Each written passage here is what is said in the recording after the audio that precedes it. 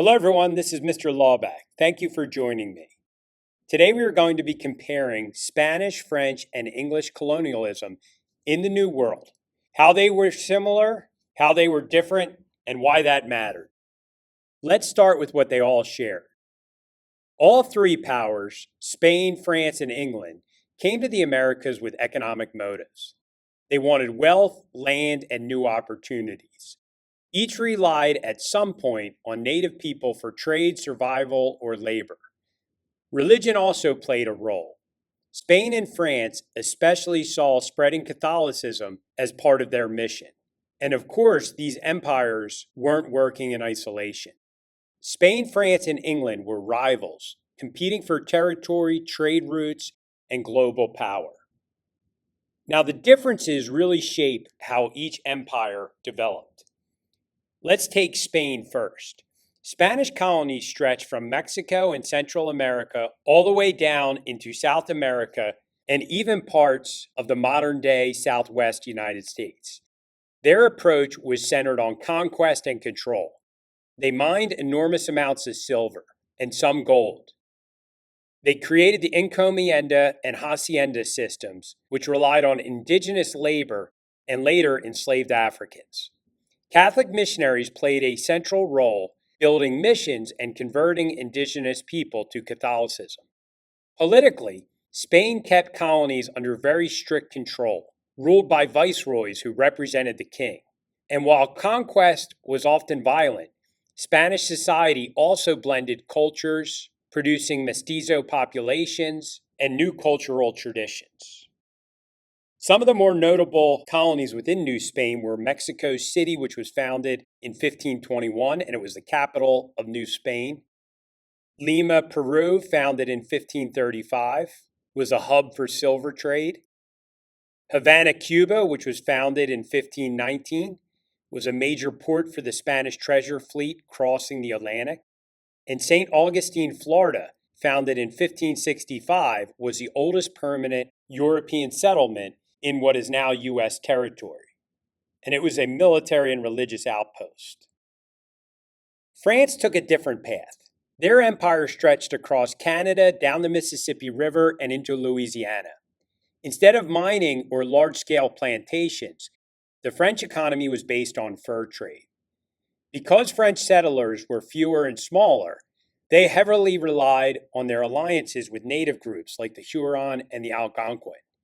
Intermarriage was more common, and relationships tended to be cooperative, at least compared to Spain and England. Catholic missionaries worked in French colonies too, but conversion was less aggressive and less widespread than in Spanish America.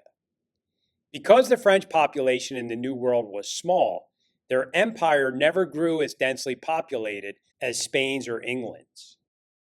Some of the major colonies in New France were Quebec in Canada, which was the first permanent French settlement in North America. It was a fur trade and missionary center. Montreal, Canada, founded in 1642, was important to fur trade and a gateway to the interior of North America. New Orleans, in present-day Louisiana, was founded in 1718, was a strategic port at the mouth of the Mississippi River and controlled trade and access to the Gulf of Mexico. Then there was Detroit in modern-day Michigan, founded in 1701. It was a key trading and military post in the Great Lakes region. Now, England's colonies looked different still. They were concentrated along the Atlantic coast, stretching at first from Virginia to New England, and later further inland. These colonies were about settlement, bringing families, building towns, and farming the land. They were much like European societies, just in the Americas. The economies varied. Tobacco in Virginia, trade and shipping in New England, and diverse agriculture in the middle colonies, like Pennsylvania. Religion played a role too. Groups like the Puritans and Pilgrims came for religious freedom, while Quakers founded Pennsylvania as a, quote, holy experiment. But unlike Spain and France, the English were not focused on converting native peoples. They basically wanted the native people out of their way. But their relationship with Native Americans was often hostile. from the Powhatan Wars in Virginia to King Philip's War or Metacom's War in New England, English settlers displaced native people as they expanded westward. Politically, the English colonies enjoyed much more self-government through town meetings and colonial assemblies. Some significant colonies for the English. Jamestown, Virginia, founded in 1607, was the first permanent English settlement in North America, and it started the tobacco boom. Boston, Massachusetts, founded in 1630, religious and political hub for Puritans, later a center of trade and resistance to British rule. Philadelphia, Pennsylvania, founded in 1682. It was a city planned by William Penn and became one of the largest and most diverse colonial cities. Charleston, South Carolina, founded in 1670, was a wealthy port city based on rice and indigo plantations, central in the transatlantic trade. So to sum it up, Spain's model was conquest, conversion, and control. France's was trade, alliance, and adaptation with the Native Americans. England's was settlement, agriculture, and displacement of Native Americans.